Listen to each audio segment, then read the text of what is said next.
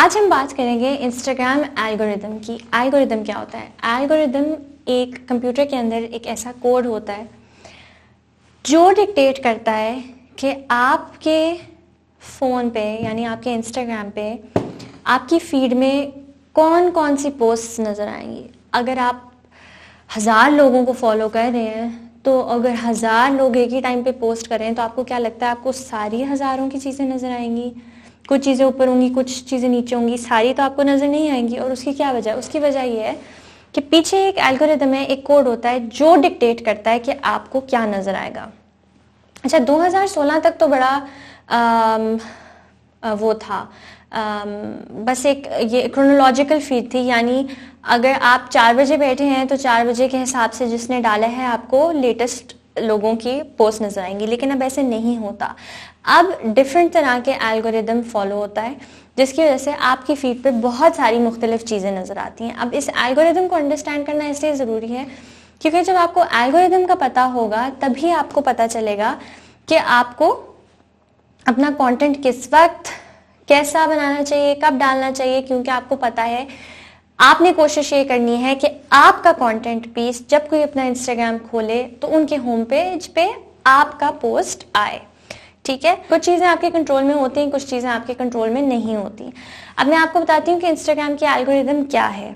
काफ़ी सारे fake news भी थी इंस्टाग्राम के एल्गोरिदम के ऊपर, तो मैं वो भी आपको बताऊंगी कि उसमें से कौन सी चीज़ सही है, कौन सी चीज़ सही नहीं है। ठीक है, सबसे पहली चीज़, कमेंट्स, लाइक्स, व्यूज़ और शेयर्स रैंकिंग को अफेक्ट करते हैं। यानी कोई ऐसी पोस्ट जिस पे ज़्यादा कमेंट्स हैं, ज़्यादा लाइक्स हैं, ज़्यादा व्यूज़ हैं और ज़्यादा शेयर्स हैं, इंस्टाग्राम उसको और भी ज़्यादा पुश करता है क्योंकि उससे इंस्टाग्राम को समझ आ जाती है कि भाई ये अच्छा कंटेंट पीस है, तो जितने भी लोग उसको फॉलो करें वो मैक्सिमम लोगों के फीड पे वो कंटेंट पीस लेकर आएगा और उन्हें दिखाएगा।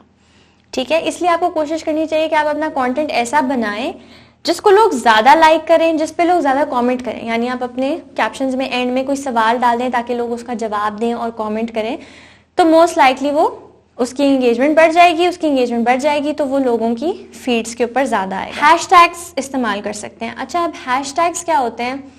हैशटैग्स जो होते हैं वो आप अपने कैप्शन में डालते हैं, हैशटैग बना के आगे आप कुछ लिख सकते हैं। ठीक है, हैशटैग्स की बहुत सारी एग्जांपल होती हैं। अगर आपने कोई फैशन रिलेटेड चीज़ डाली है तो आप कोई फैशन रिलेटेड हैशटैग डाल दें। एक बहुत कॉमन हैशटैग होता है OOTD, outfit of the day के नाम से, कि जब आप आउटफिट ऑफ द डे की पिक्चर डालें तो साथ आप हैशटैग OOTD डाल दें।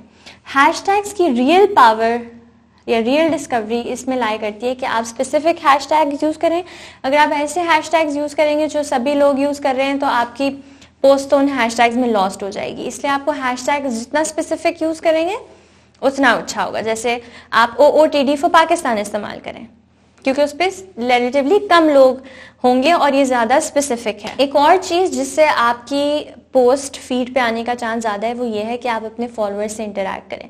तो आप जितना किसी से कमेंट का उनका रिप्लाई करेंगे या उनसे DM पे बात करेंगे तो इंस्टाग्राम को ये समझ में आती है कि इस यूज़र और इस यूज़र के बीच में बातचीत हो रही है, यानी ये एक दूसरे को जानते हैं या एक दूसरे के साथ इंटरेक्ट करना पसंद करते हैं। राइट, जब वो देखा है कि आपके बीच में कमेंट्स एक्सचेंज हुए हैं, आपके बीच में कोई DMs एक्सचेंज हुए हैं, वो आपको दूसरों के फीड पे लेके आएगा। इसलिए DMs पे लोगों से बात क्या करें, उनके कमेंट्स का रिप्लाई क्या करें, क्योंकि जितना आप ये करेंगे उतना आप लोगों की फीड्स में नजर आएंगे। सो क्लोजनेस ऑफ रिलेशनशिप से फर्क पड़ता है। ठीक है, जितनी रिलेशनशिप है, जितनी क्लोजनेस है, उतनी आप लोगों की फीड पर लोगों को आपकी पोस्ट नजर आएगी। इसका एल्गोरिदम इस तरह चलता है। लेंथ कितनी है कैप्शन की, ये एक फेक न्यूज़ थी, इससे फर्क नहीं पड़ता। वीडियो है या पिक्चर है उससे फ़र्क नहीं पड़ता, वो इक्वल ही समझी जाती हैं, वो इक्वली ही फीड पर दिखाई जाती हैं। ये इस बात से फ़र्क पड़ता है कि आप पीक आवर्स पे डालें। अगर आप ऐसे किसी टाइम पर डालेंगे जिसमें ज़्यादातर आपके फॉलोअर्स ऑनलाइन हैं, जो कि मैंने आपको बताया आप इनसाइट से जज कर सकते हैं, तो वो जो है उससे आपकी एंगेजमेंट बढ़ेगी। आपकी एंगेजमेंट बढ़ेगी तो फिर आप फीड पर ज़्यादा लोगों के नज़र आएंगे। तो आपका क्या फोकस होना चाहिए? आपका फोकस होना चाहिए कि आप लोगों से इंटरेक्ट करें, आप लोगों से एंगेज करें। आप ऐसे टाइम पर डालें जिस पे ज़्यादातर लोग ऑनलाइन हैं। आधा घंटा पहले अगर आप कोई पोस्ट करने से पहले इंस्टाग्राम पे एक्टिव हो जाएं, लोगों से इंटरेक्ट करना शुरू हो जाएं, तो ज़्यादा चांस है कि लोगों को आपका पोस्ट अपनी फीड्स पर नज़र आएगा। ठीक है, एल्गोरिदम को समझें, एंगेजमेंट इंक्रीज करें और इंस्टाग्राम पर ज़्यादा सक्सेसफुल होने का चांस आपका बढ़ जाएगा। ठीक है, so thank you so much for watching. एक छोटी सी वीडियो थी जिसमें मैं एल्गोरिदम एक्सप्लेन करना चाहती थी। नेक्स्ट वीडियो में हम इन्फ्लुएंसर मार्केटिंग पे आएंगे, ये हमारा लास्ट हिस्सा है।